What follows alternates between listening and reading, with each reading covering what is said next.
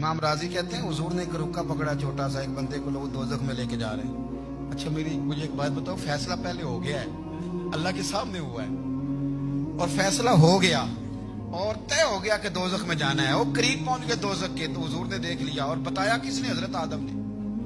हजरत आदम कहने लगे हुजूर वो आपके गुलाम को दोजख में ले जा रहे। नबी पाक आगे गए, क्या पढ़ते हैं हमारे भाई?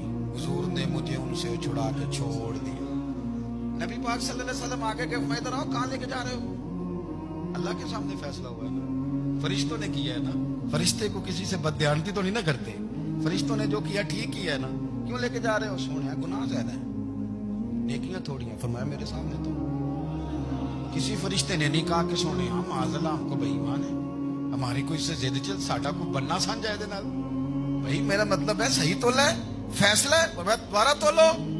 कोई रब भी फरमाते हैं जैसे मेरा महबूब कहता है वैसे ही करना। और कोई नहीं, दोबारा तोल लो, कोई हर्ज नहीं, तोलो ना दोबारा। फरिश्ते दोबारा आएंगे, उन्होंने दोबारा तोला, एक पलड़े में नेकियां एक पलड़े में गुनाह। अब वो गुनाह फिर ज्यादा निकले तो नबी पाक ने ना जेब से इतना सा रुक्का निकाला। रुके का भी कोई वजन होता है, वो हुजूर ने नेकियों के पलड़े में रख दिया, नेकियां बढ़ गई। फरिश्ते भी चुप कर गए, चलो भाई जन्नत में। मेरी तरह का था ना पता सारा सरदार को की दिया, पता तो था ना उसे मन आना के मन दाना, तो सीधा हुजूर के कदमों से जा लगा।